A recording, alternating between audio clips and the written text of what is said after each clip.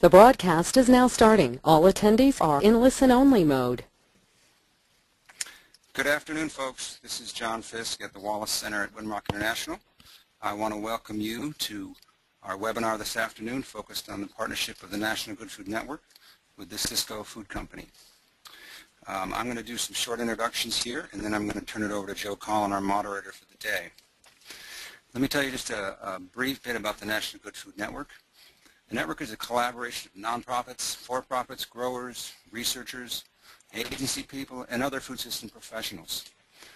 The collaboration has a commitment to using market-based models of entrepreneurship that facilitate the success of small and medium-sized farms, support environmental stewardship, and increase access by all people to healthy, green, fair, and affordable food. We feel that by showing successes and failures through the network, we can hope to speed up the process of food systems change and adopt models that are working in one region to other regions. We feel that a more robust regional food sector will evolve by increasing the capacity of those farms that are ready for wholesale and retail markets, drawing capital and scale-appropriate infrastructure development, and adapting existing infrastructure to fit the needs of the regional markets. Currently, the network has a regional focus with 10 what we call regional lead teams around the country. What you're going to hear today is some of the information and learning that we've had from the regional lead teams. As I said, our moderator today is Joe Collin. Let me tell you a little bit about Joe. Joe's an innovative agri-food professional with over 25 years of experience in both research and development, purchasing, quality programs, and business scenario development. He's the founder of Origins LLC, which is a firm since 2001 that's focused on the agri-food sector. Previous to this, Joe worked for the Kellogg Food Company for 18 years. He has global experience, including supporting product development programs in Latin America, managing contract food research programs in North America and Europe, and 10 years in Canada, leading and delivering food R&D. Joe brings that experience from the private sector to a lot of the work that some of the nonprofits are doing and other partnerships between for-profits and nonprofits with a passion around good food. So we're really happy to have Joe with us today. But before I turn it over to Joe, let me introduce you to Jeff Farbman.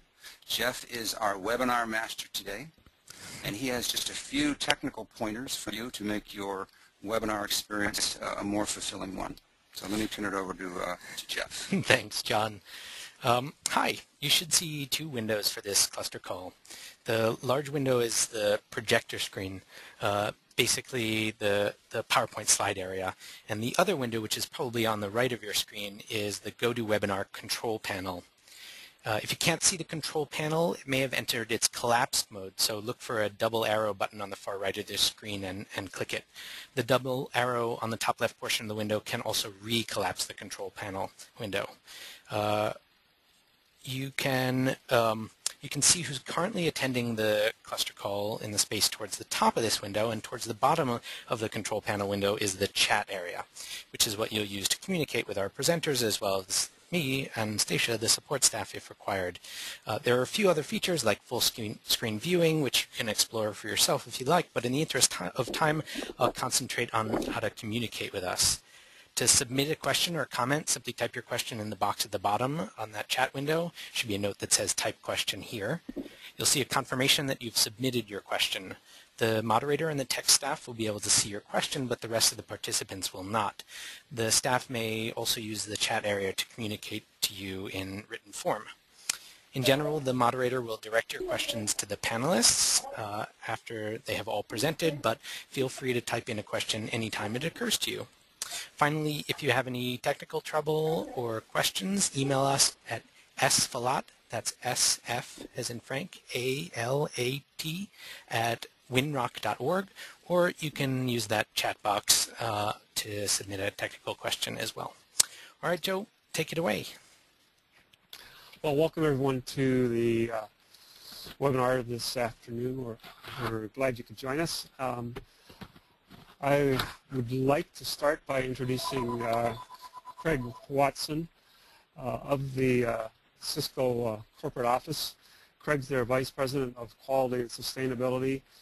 And Craig, I'd like you to just introduce Sysco's interest in the whole good food movement and this project. Would you take a minute to do that, please, Craig?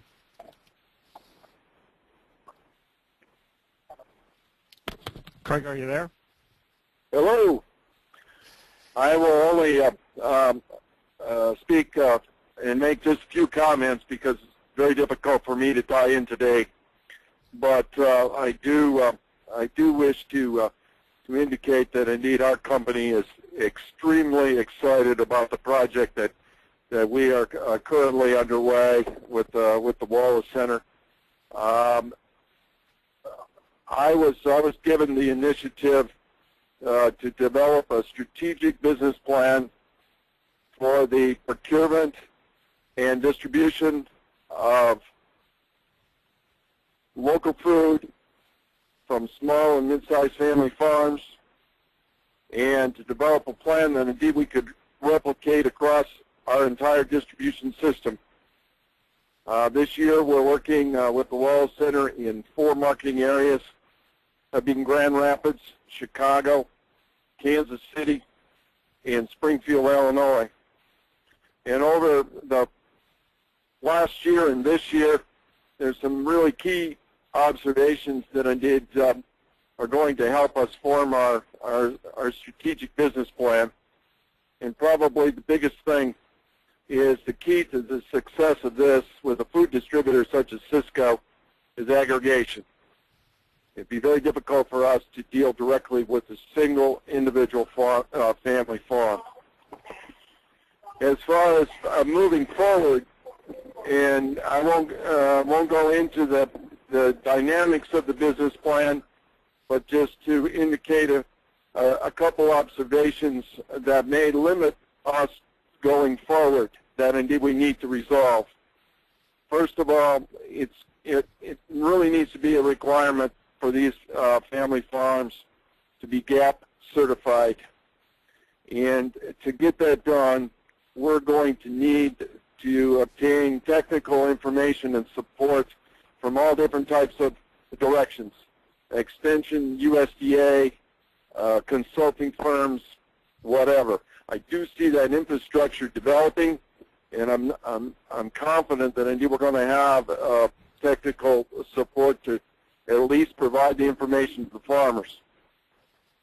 Things that need to be evolving that are going to be critical are developing the technical support to actually train the GAP auditors. We're going to have to find people that actually are going to be available to train the GAP auditors.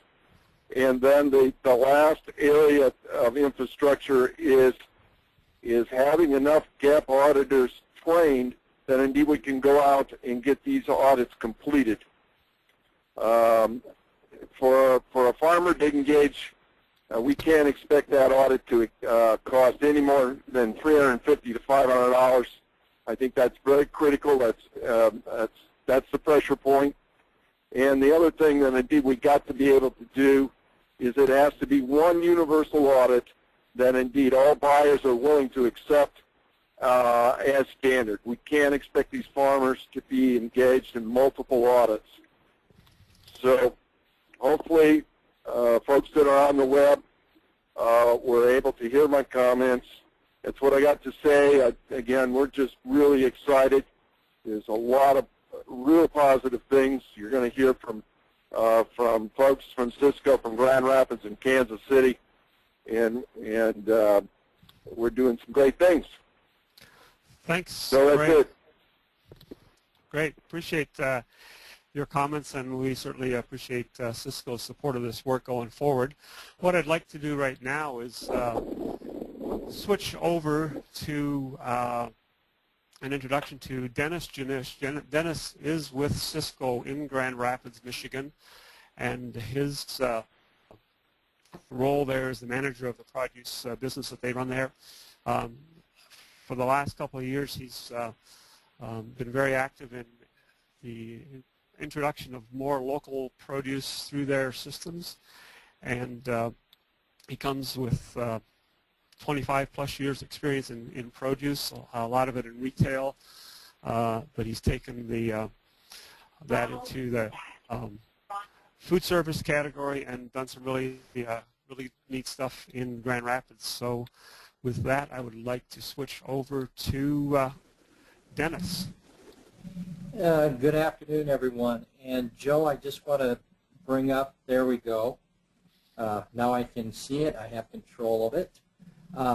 The PowerPoint that we have put together. I do want to thank the Wallace Center and the Good Food Network for the assistance, along with Joe Collins, to really help move our project forward in Grand Rapids. We've had a great learning couple of years. I think our payoff this year has really started to see the groundwork that we've laid the last 2 years.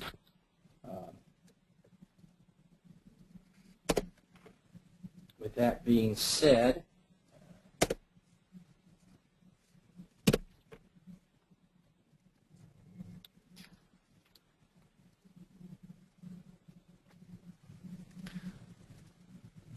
Joe, I'm going to go past these, I believe. We just need to click ahead a couple of slides. Yep.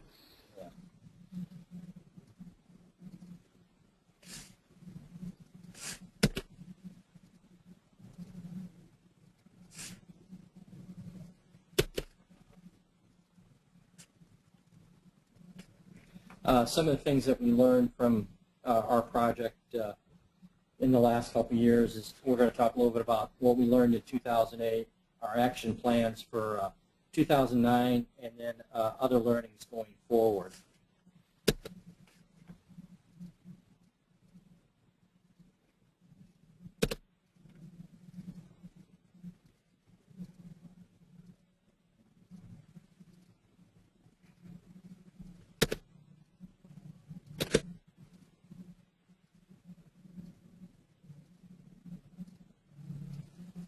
Our marketing area here in Grand Rapids is, as you see on this map, we cover the western portion of the Michigan UP, and then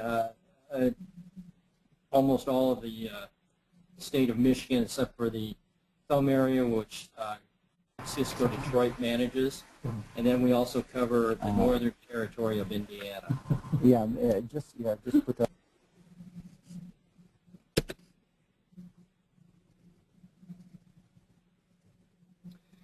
Some of the goals of the project when we first started was to move more local product and good food, sustainable farmers, and getting more good food into the hands of more people in the state of Michigan here through the food service channels.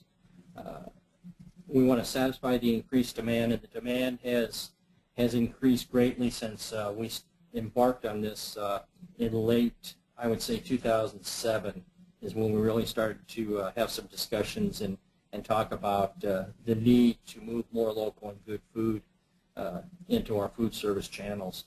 And then we talked a little bit about the efficiencies, economy and sustainability versus farm direct. It's very key with Sysco having all the routes and everything. We've got trucks going throughout our marketing area, and versus the farm direct, where we feel that the farmer should grow the product, stay on the farm, and produce good product. Let us distribute it because of the economies of us already having trucks on the road, being able to use less miles to get the product from the farm to the end user. And then also we want to purchase from local sources whenever possible. We realize that there's season constraints in Michigan, but we're also working on extending those seasons with hoop houses and greenhouses, and just working with a lot of different growers and expanding the season for our customers.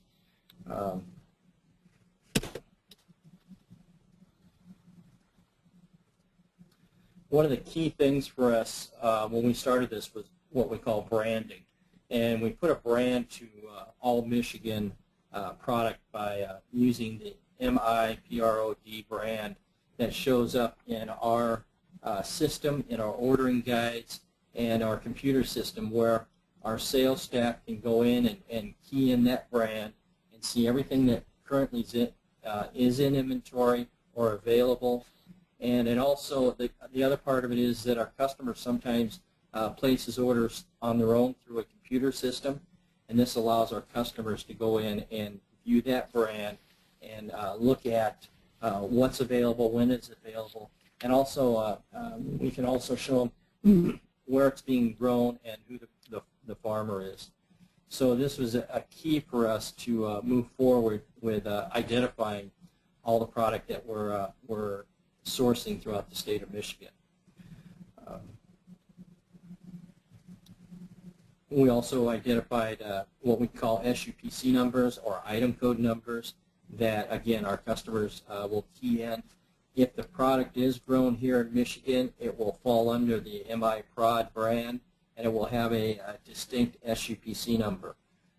And that's the only thing that goes into that SUPC number is Michigan grown. If it comes from California or other places, it's designated that and has a separate item code.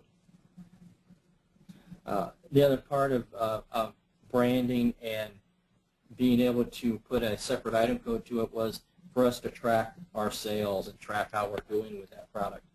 Prior to that, we weren't certain when we were going into Michigan product and when we were coming out of Michigan product, because it was blended together with other growing areas. So this has really assisted us in getting a base of current cases purchased and sold, and being able to look at what we did last year and identify where we're at this year.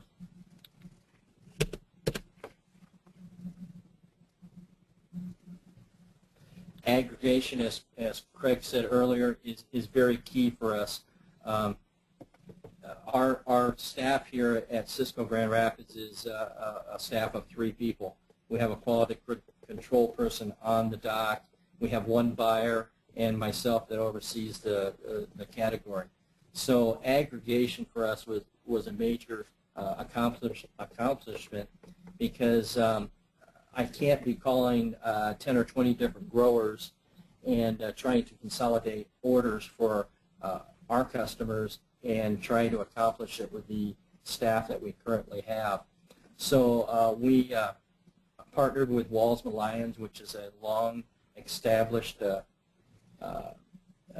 business here in the Grand Rapids area. Their father started a produce company years ago in the Grand Rapids market, and they are very well versed with growers in the area, and also the needs of Sysco as far as what we look at our growers and what we expect in food safety and those things. So it helps us put the volumes together. We're able to reach across the state for products, and they also Sysco requires insurance and hold harmless agreements, which Walsma does handle and hold, and they're accountable for the produce and growers compliance. And then food mile efficiencies, as we spoke earlier.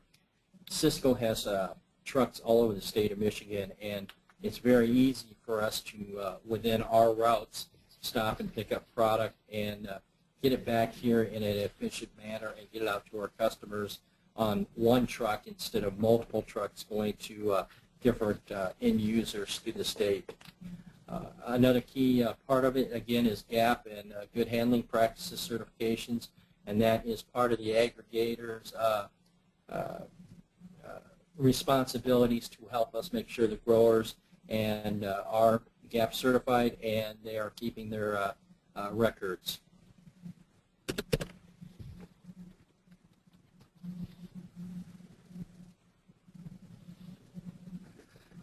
Success factors, product, we're always adding on new items.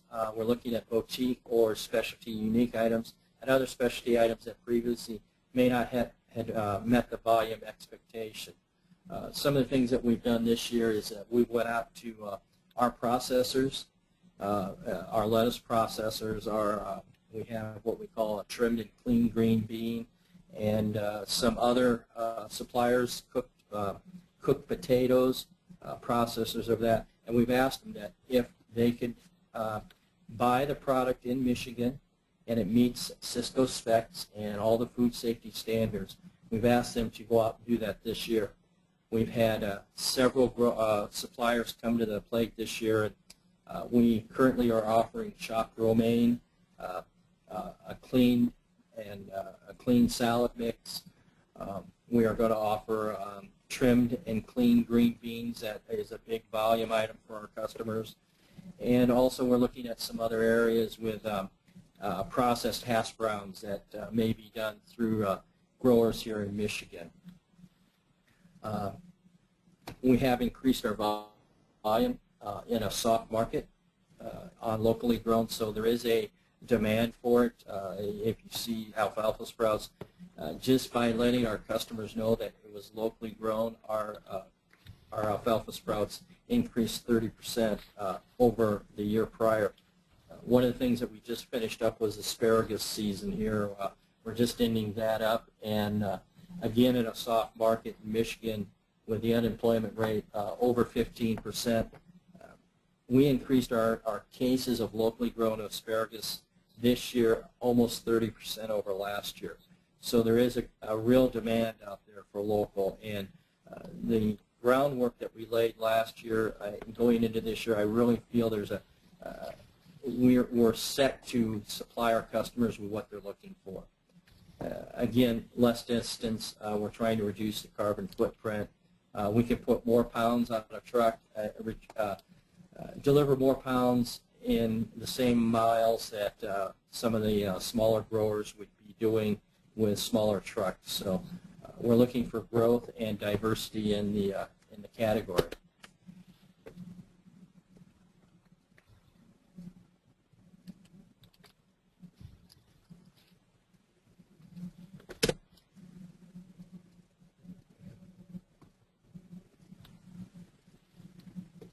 So in our overview, branding, MI Prod was a huge breakthrough for us. Grower face-to-face, as I was able to get out and speak to growers, there was a lot of great learning and building of relationships there that allowed us to talk about different things. And one of the things I'll bring up is we were talking to an apple grower that had an apple that was a great Honeycrisp apple, but it was scarred. It wasn't what you would see at a retail. It still was a great piece of fruit, but it didn't meet the #1 class that a retailer would be looking for. But what it did do is allow us to sell that product for him as an ingredient grade product and allow him to make a little bit more money off of it than sending that to a processor. So there were some great learnings as we went out and spoke to growers. Marketing and promotion, the grower story, it's very key for us, and I'm learning that more and more as we go through this season. I have to almost tell the story every week on every commodity because that's what our customer base is looking for. They want to connect with that grower. So the grower story is very valuable for us, and we got to continue to improve and communicate that to our customer base. Volume moved. We did increase about 10% over a year prior for 2008, and this year we look to make, again, some good improvements on volume in a soft market here in Michigan. Fair price, along with a view to volume. We market the product at a fair price. When I go out and talk to growers, our discussion is how much does it cost you to grow this product, and if it may even be more than what I can purchase the product for out in California or some other growing areas, but we really are committed to giving them a fair price because we feel that the local image puts a value to that product, and customers relate to that. And then the aggregation, it was key for us. We had to have an aggregator out there that could help us set these standards.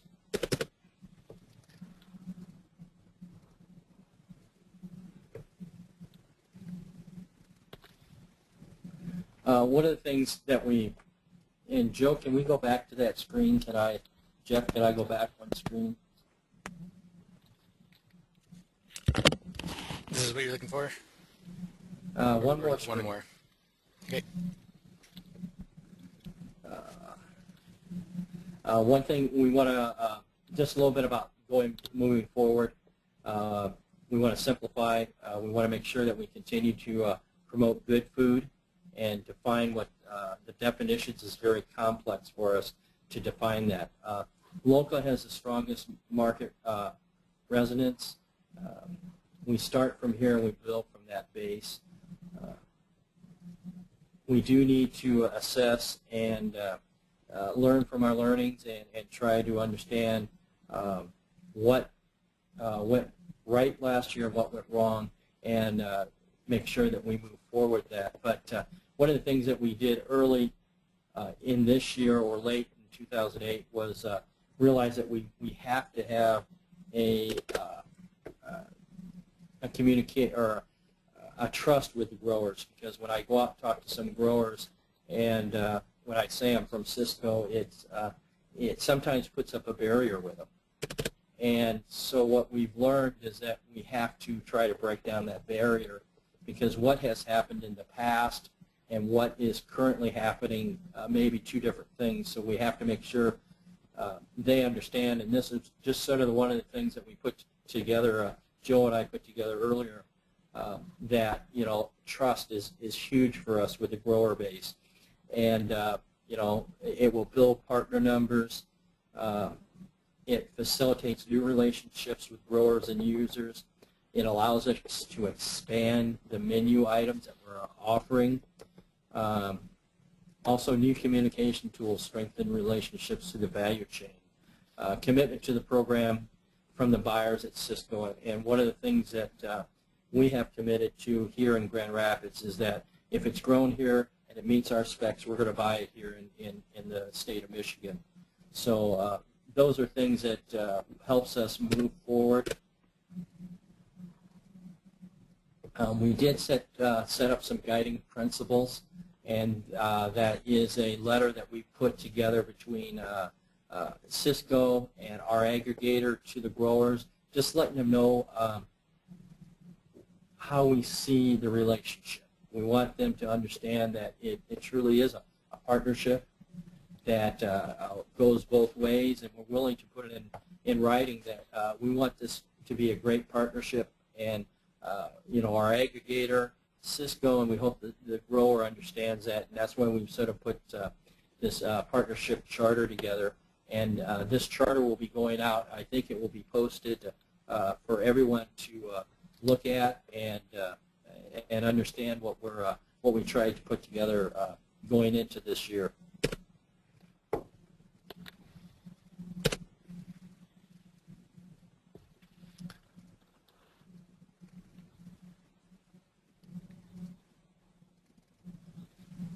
Jeff, let's go back one.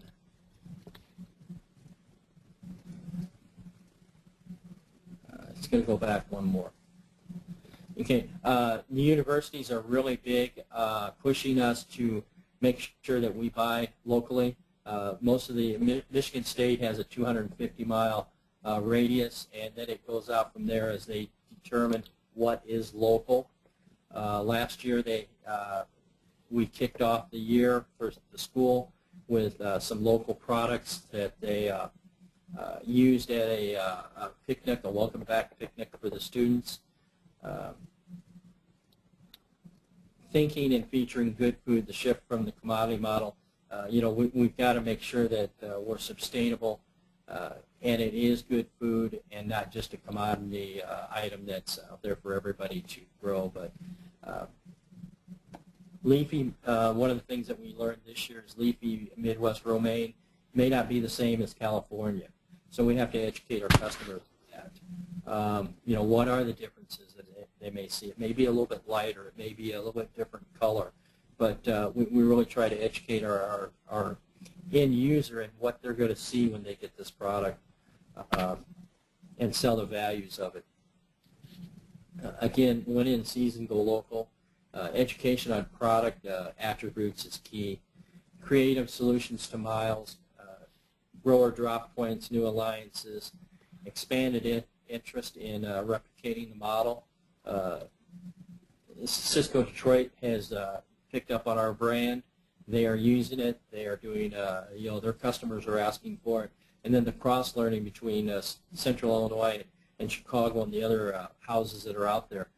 We're learning a little bit from everybody, and Sysco Kansas project, I learned a lot about what they do with their growers because they are really building a base from the growers where we had some really good growers out there to start with, and the learning that they have, is invaluable for us here in Grand Rapids to assist us moving forward.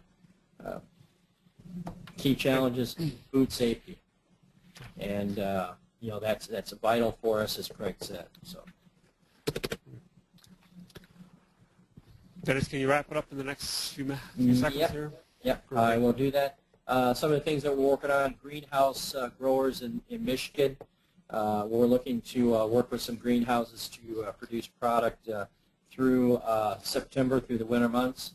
Again, we talked earlier about the cabbage and romaine that is grown here in Michigan, and we send it to our processors, and they send it back as prepared salad and coleslaws. Green beans was another one. Boutique items: zucchini blossoms, baby veg, potted herbs, which the greenhouse will be using or growing for us over the winter months.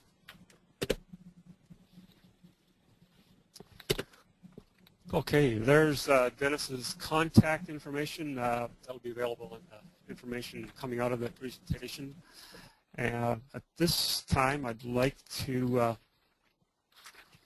switch over and have Diana Endicott from Kansas City present. Diana is a farmer herself, so we're going to get the farmer's perspective rather than the distributor's perspective for the next few minutes. She's a farmer at Rainbow Farm. She's also the coordinator for Good Natured Family Farms, an aggregator that brings together produce from a number of farmers. Her initial work was with Ball Retail stores, the hen house stores in the Kansas City area, and in the last 2 years she's expanded that supply base to supply into Sysco, Kansas City.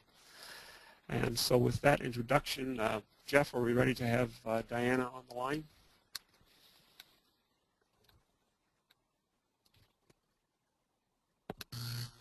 We should. Hello, can you hear me? Yeah.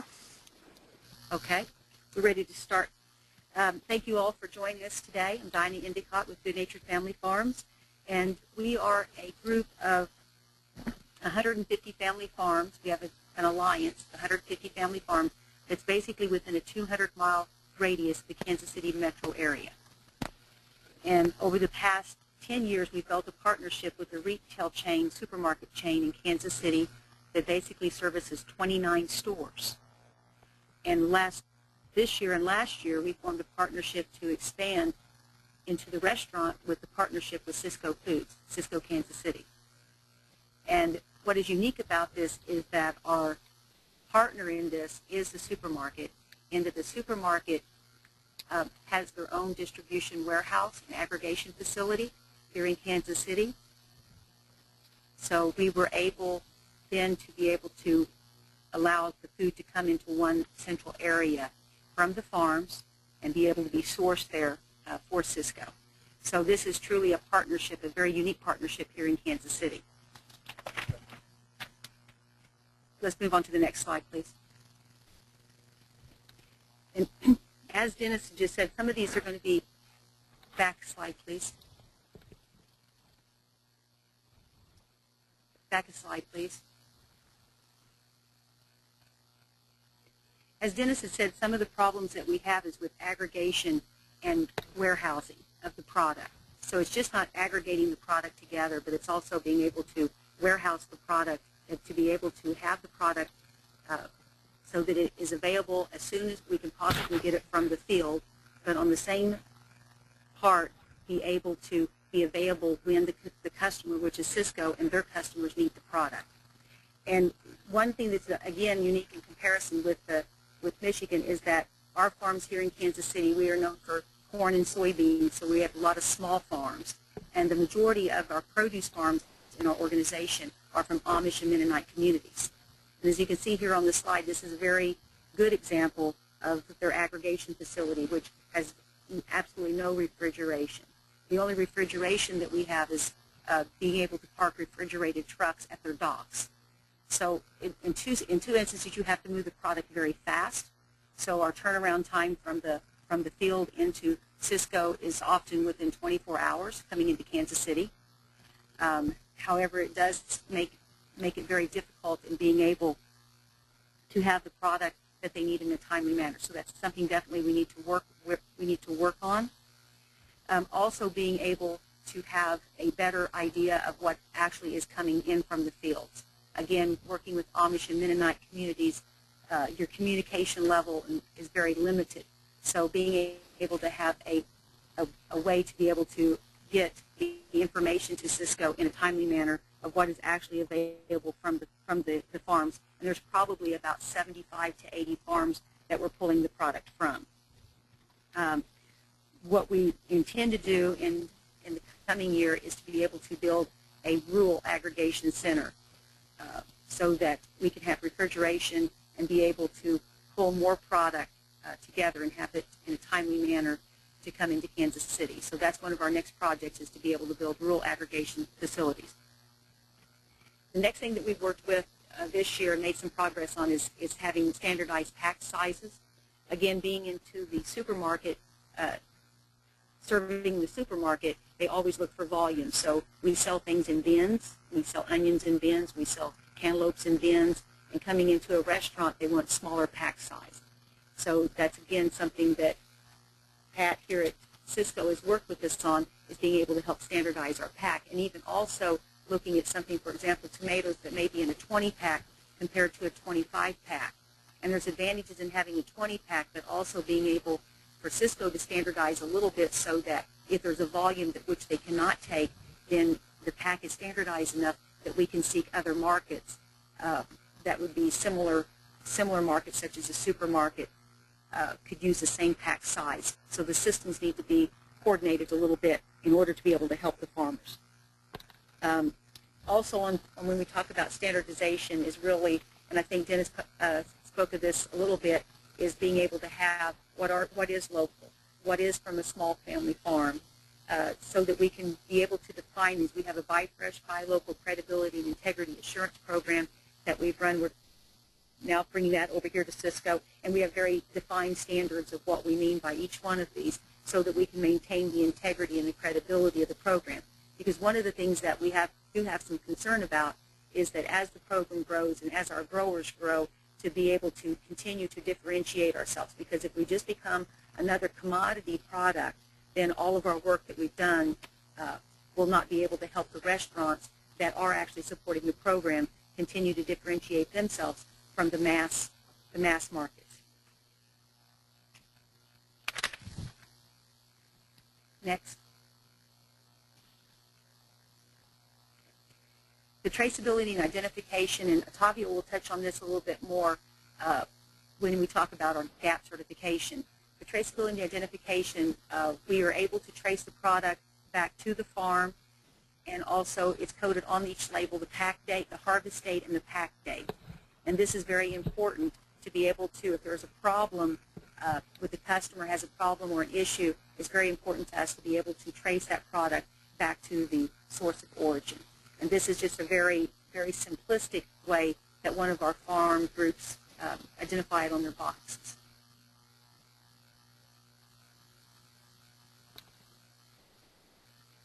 Probably the next thing that we need to work on, and probably I feel the most important thing that we need to work on, is our market pull-through.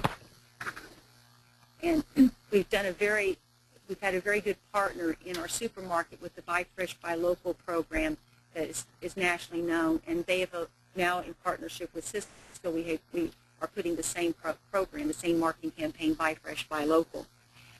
I think this is probably one of the weakest things that we're needing to address, because once the product gets into the restaurant, then we need to be able to provide the resources for the restaurant to let the customer know. The customer might be able to tell the difference in the quality of the product, the taste of the food, but again, it would be as beneficial to be able to let them know that they're supporting the local community and the local farmers, and that this restaurant is doing something that's very, very important to the Kansas City community.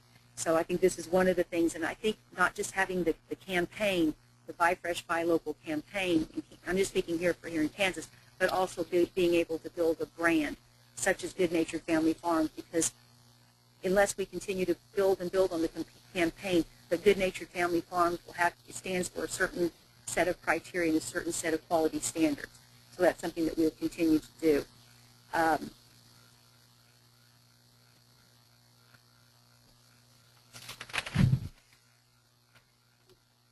One of the things that we've worked on is actually taking the Sysco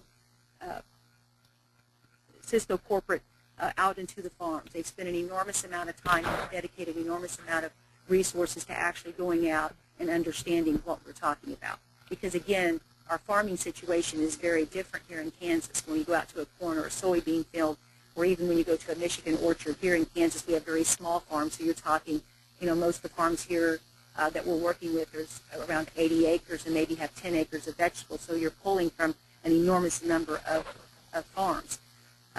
And everything, like example on here, is all done by horsepower. So you're very limited in the mechanics of what you're able to do. So educating them and understanding some of our limitations that we have as farmers, they've been very good to come out. You can have the chef here shown here in the picture to be able to understand the quality of what we're doing, but also the limitations of what we're doing. Because once they understand that, then they're going to be able to better help us overcome some of those hurdles. We do plan, Pat is helping us to be able to plan on actually bringing out the marketing associates and educating them, because sometimes we forget that the people on the front line are the people that we need to educate the most. The people that we're here just providing the product, Pat's providing the guidance, but it's the MAs, the marketing associates, that are out there on the front line for us every day. So I think very similar to in a supermarket where we expect the produce managers to sell our product, we need to embrace them and be able to provide a system of education. And I think those are some of the tools that that the universities, the extension, can be able to help us step forward and help us do. So where do we look to be going? We definitely are looking at crop diversification. We have more squash this year, more tomatoes, more cucumbers, so we definitely are looking to be able to have a greater diversity of product, especially when the season starts. When they call up and they say, what do you have? And we say squash and tomatoes. You call back next week, what do we have? More squash and more tomatoes. So we are trying to look at the farms diversifying, but of course the farmers are going to plant what the demand has been. The demand has really been toward, if you have a good year of squash one year, then you're going to plant a lot of it the next year. If you had overproduction of cucumbers, then you're going to cut back. So being able to help predict a little bit and help and have the restaurants come together to help us, have some kind of estimate of what we are able to do. Also, I might point here in Kansas City, there is a greater demand for the product than there is supply. So when we talk about aggregation of the product, really it's about being able to be out there to grab the product, to even get the product. So those are some of the things that we've really had to work with to try to overcome. We also have a lot of growers putting up hoop houses. These are very just covered structures with just limited heat in it, and that's being able to allow us to get started earlier, and I think we will continue to see continued growth in this area. This will also help them be able to get a greater diversity of crops too. Good. Diana, you want to wrap it up in the next minute or so, if you could? Sure. Probably the most important thing that we want to look at is being able to have a year-round program. So after the produce season is over, that we be able to extend it with things like chestnuts, be able to have the jams and the jellies, the cheeses and the meats, so that the restaurants and the food service industry doesn't forget about us. And then I'll kind of quit here and let Pat say a couple of things at the end. Yes, this is Pat from Director Sysco, Kansas City. We've been putting on putting the product on display for the local chefs. You can see in the next slide there the produce display that we had put on for the chefs here last year, and just trying to let them know that we are now stocking this product and they can get it from us. We've been it's an ongoing project trying to get all the marketing associates educated on all the new products. We've got new products coming in just this year with an 8-ball squash, they call it, and different yellow zucchini, and just trying to get them educated out there and pretty much keep them on top of with as much pictures of product that we can get them. We're also going to be, in our business reviews, our daily business reviews here, we'll be having from this product on display, and we run as many as 3 to 4 business reviews through this facility every day to let our customers know that we have it. In the next slide, you'll see where we've actually got a garden grown here at Sysco, where it says Sysco and good things grow here too. And we're our employees have plots of ground actually where they've planted their own gardens, and it's actually planted within a sprinkling system, so they don't have to water it. But they each have different plots, and they compete against each other. This was a new venture of ours this year, and seems to be going very well. And once again, you're getting back to nature with them, and just trying to touch base with actually the whole company, not only our market associates, but everyone involved, including our customer service representatives. And I'll give this back to Diana. Just to wrap it up, that's pretty much where we're at here in Kansas City with Sysco, and we look for the partnership to continue to grow and learn together. Great, Diana. Thanks so much for updating us on your work in the Kansas City area. And as the audience has no doubt seen, there's some special challenges in the Kansas City area with sourcing produce for their markets. But Diana's done an amazing job down there networking to the grower base, the Amish farmers and others. I'd like to segue now for a couple of minutes over to a discussion on food safety for the next 5 or 6 minutes, and then we'll still have time at the end for questions and fielding questions with the speakers, the presenters. We'll do this in reverse order. We'll go to Kansas City now again, and the next presenter is Otavio Silva. He's worked with Diana Endicott for a number of years on her program, both at the retail level and at the food service level. Otavio is a consultant that specializes in sustainable systems, and most recently he's been very active in the whole food safety front. There was a question that was posed earlier, what is GAP? GAP is an acronym for Good Agricultural Practices, and that's the essence of a good food safety program at the farm level. And Otavio will talk a little bit about what they've had to do and how to deal with at Kansas City, and then we'll give Dennis a minute at the end to talk about some of the work that they've done in Grand Rapids this year to address the food safety questions. So Otavio, I'll send it over to you.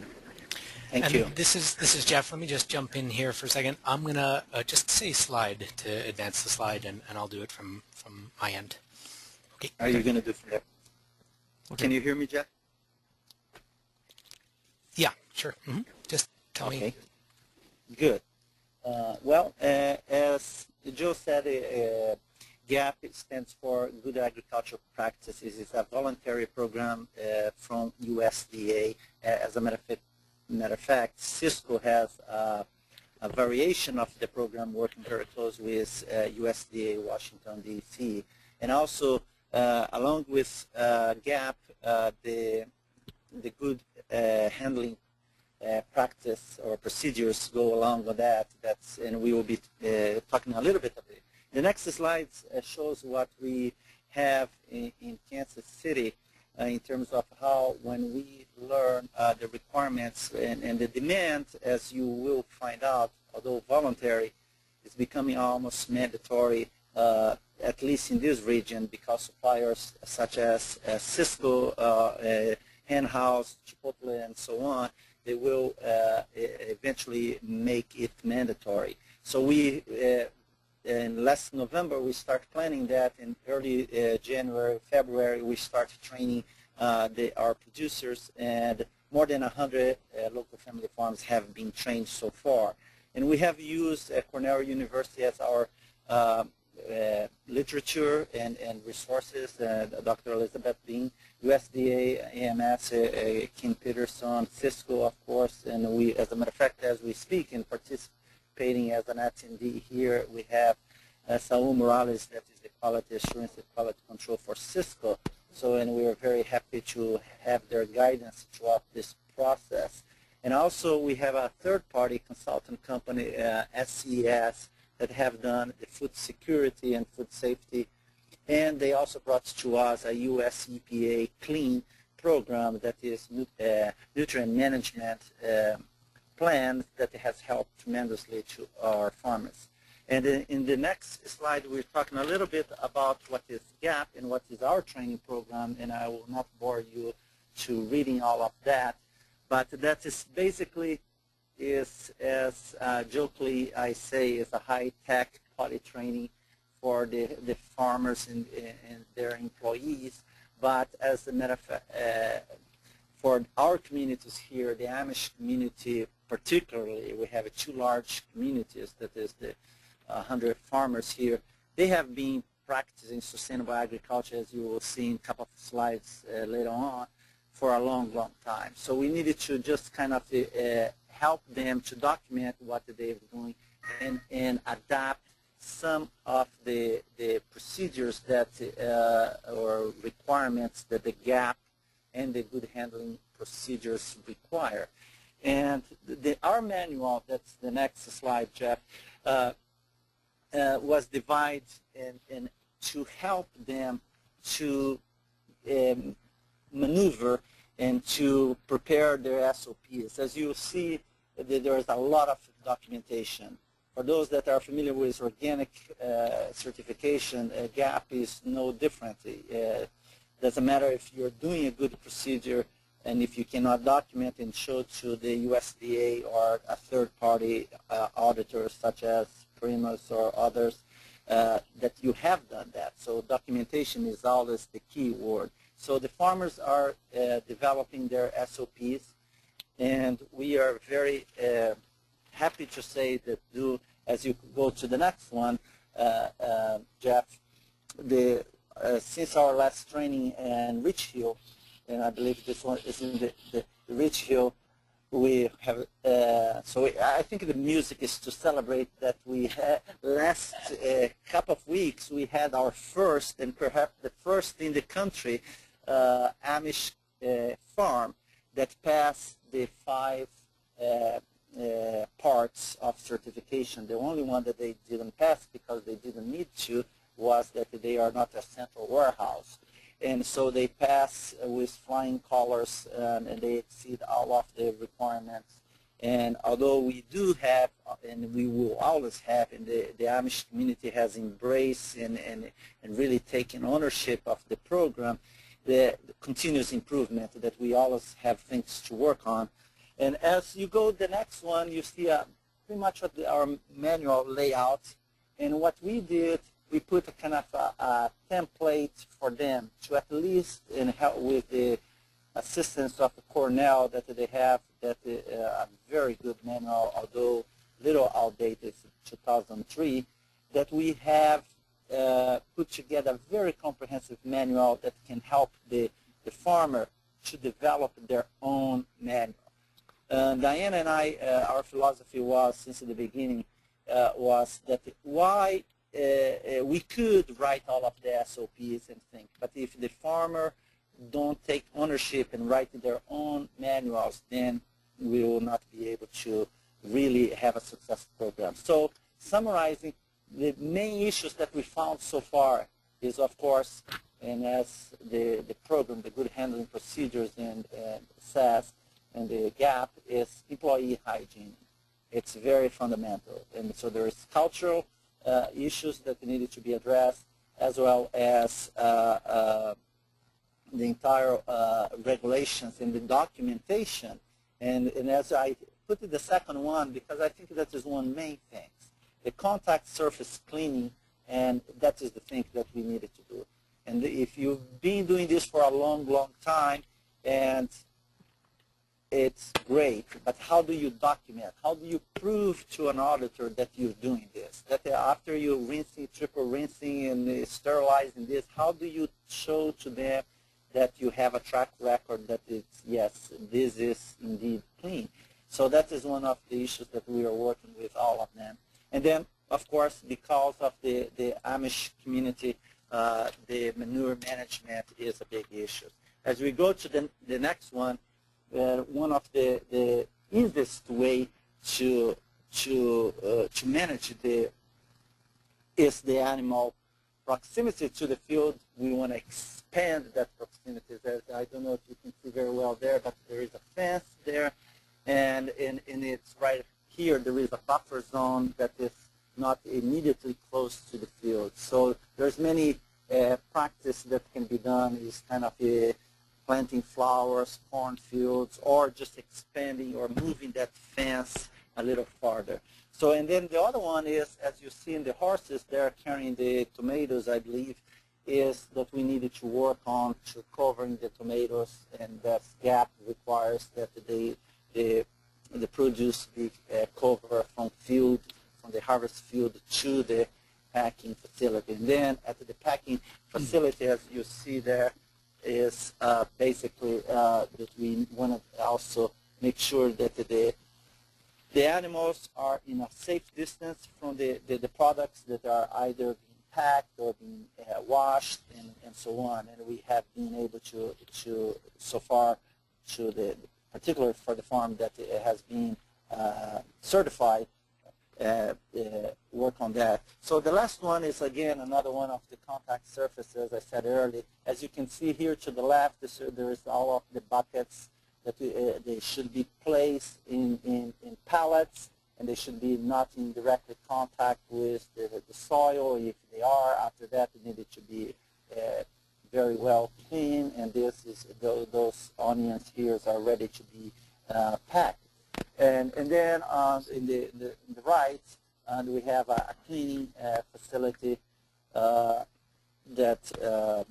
apparatus that is working, that also needed to be cleaned from time to time as needed, and sometimes more often than it has been done. So those are the main issues, and Diana and I will be glad to answer, and we'll pass to Dennis now to address the other issues with GAP.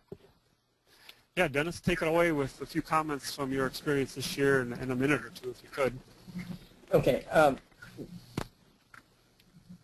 One of the major hurdles that we had to get this year was to make sure that our growers were GAP certified, and one of the first things that we recognized is first we have to have the growers understand what GAP is and good handling practices, and also have them prepared when they go to get certified that they don't fail that certification. So we had 5 meetings along with some retailers and the MIFS organization out of Michigan State, throughout the state here in Michigan, to gather growers early this year and educate them about GAP, and also then let them know the importance of it to Sysco and the other companies in the state, that they have to be, this is the direction that we're going, and we have to have that accomplished. The other challenge that we had was, do we have enough people on the ground to get them all certified during the growing time frame?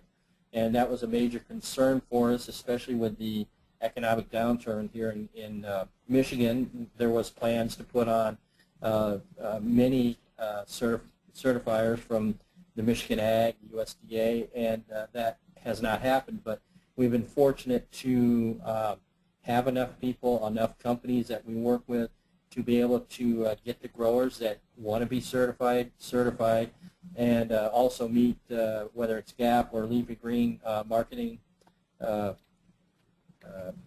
agreements, that they are meeting those and moving forward. And our aggregator takes the lead for us here in Sysco, that they're responsible for making sure that they do get certified, and that it is uploaded into the Sysco site, so that we are in full compliance with all Sysco's regulations. So grower training, what Wallsman Alliance did for us was a huge support for us here in Michigan. Very good. Thanks. I'll segue now to taking some questions. We'll cover the waterfront as far as the experiences in Kansas and Grand Rapids. And one of the first questions, Dennis, I'll direct it at you. And the question is, your MyProd brand, do you use different UPC codes for each grower, or do you do it per item? It's per item, and the brand is strictly a brand just like Buy Local, Buy Fresh. It identifies the product as a certain area or growing region, and then each item has a item code attached to it that identifies and puts a description to that product. So Dennis, in your situation, you could have the product could be either from one grower for that item, or it could be multiple growers to supply the demand. Is that right? That is correct at this time. If we do have a grower that wants to specify his brand, we will most certainly adapt to that and make sure that that item is branded as or identified as that grower wants his product to be marketed through the distribution chain. And I'd like both Diana, maybe Diana first, and then Dennis to answer this next question, which is from Marion. How does the price you pay growers for products compare to wholesale pricing?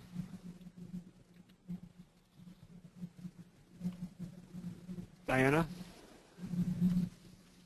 Yes, I'm sorry, I just had to think there a second. I would say that just taking all product, and it's going to vary from product to product, and it's going to vary from pack size to pack size. But if you just kind of take it overall general, I would say that the growers that we are paying about anywhere from 10 to 15% more than the conventional market. A lot more at times, and then sometimes it'll be equal to market price, but it's at least 10 to 15% if you probably take the overall average of all the products and the pricing throughout the whole season. So, Dennis, what do you do in Michigan with pricing compared to wholesale price? Again, I can concur with Diana there. It can be market price, but we also have some products because of what I consider economy of scale for the grower, where their cost inputs are a little bit more than a larger grower, so it's going to cost a little bit more for their product. And we work with those growers on that, and we do pay more. Specifically, I'll give you an example of hydroponically grown romaine here in Michigan. I've worked with a grower, and it's significantly more than what I would purchase out of the California or the Maine market, but we support that grower. We do sell that product, and some of our customer base sees the quality of the product, and also that it is local, and they're putting money back into the state economy and supporting the growers. Good. I have several questions in front of me about will these presentations be available, and yes, they will be available after the call through the Good Food Network's website. So those that want to look at that can come back to the website for that information. There's also a question here that is some clarification about GAP. And is GAP the same or different than organic farming? And GAP really is different because GAP has to deal with food safety practices. I'll just answer that one myself. And avoidance of pathogen or other issues that might compromise the safety of the food, whereas organic farming is a set of production practices. So there's that distinction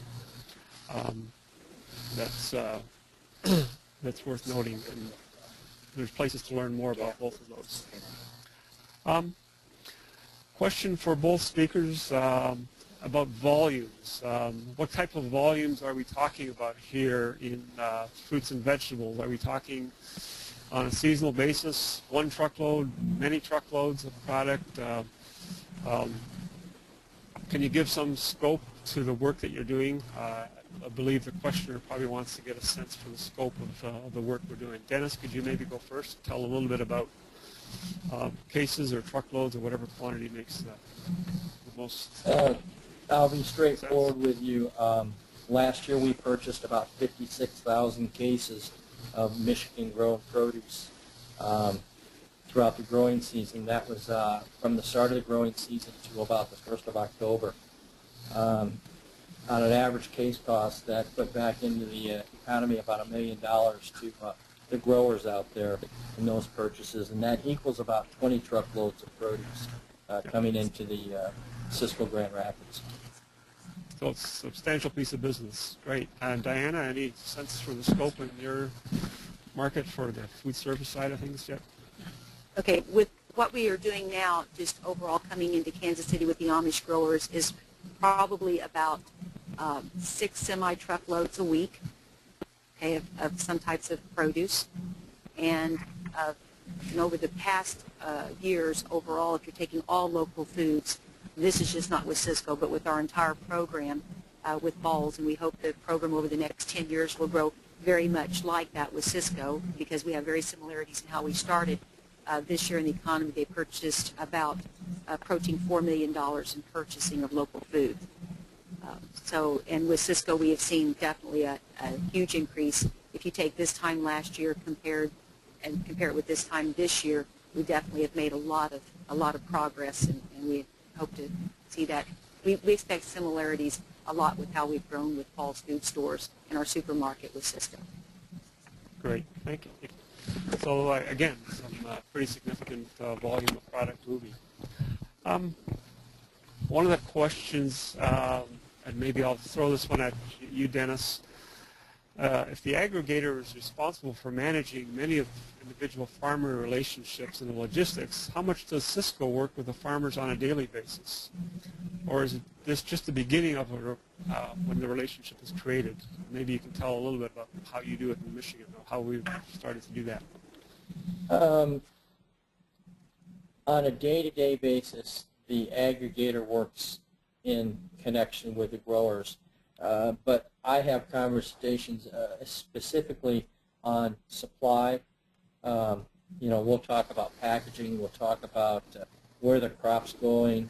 So I do have communication with those growers at least once a month. I made visits. I try to get out of the office and make visits during the growing season. I was over in a grower last week in eastern Michigan, and I actually went up to see 2 growers this week during the growing season because it's valuable for me to, one, talk to the grower and find out how things are going, and it generates ideas for us to what's next, where do we go from here. So, I would like to have more communication, I guess, but we try to at least touch base very almost, regular, I guess.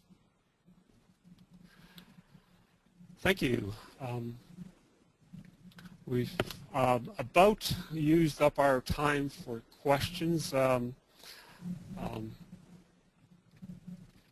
There's one question here that I'll put it to you again, Dennis. It's about the cost of goods. Does it express itself in longer shelf life with the system you're using for the end user, or is there? What are some of the other benefits that you get out of the system you're using now?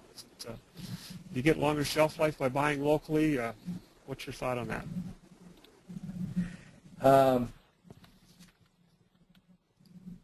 Working with local growers, what we don't have is a lot of cooling capacities. There are some growers that have excellent cooling capacities that extend the shelf life, but it is different than where most growers in California, they're cooling the product right out of the field.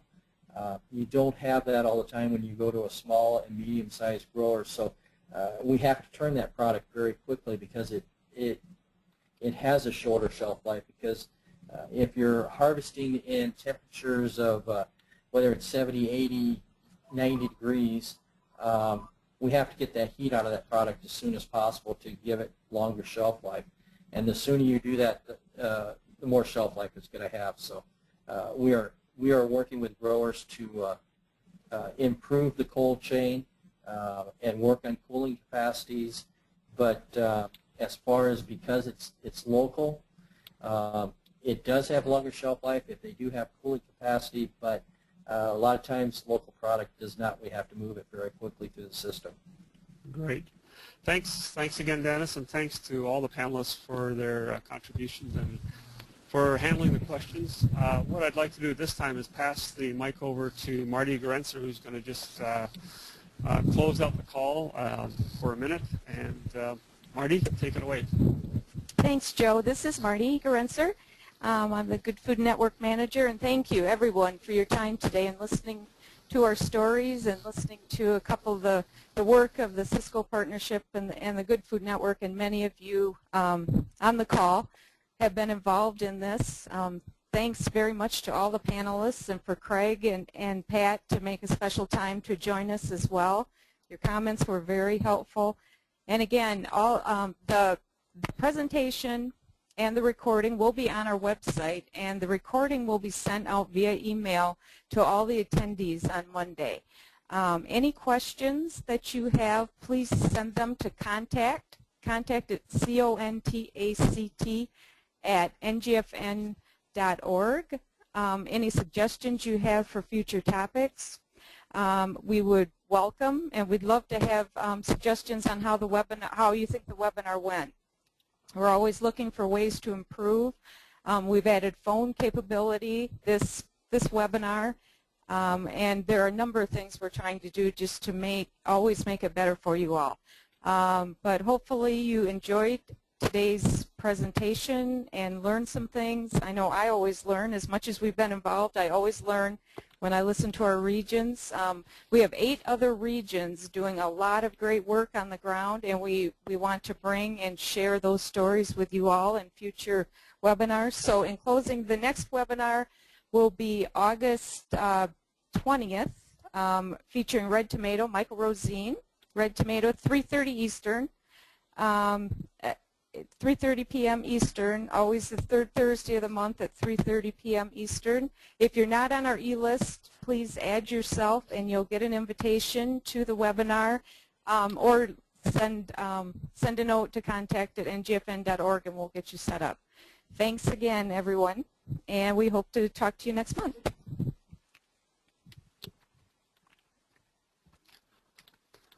And that ends the call.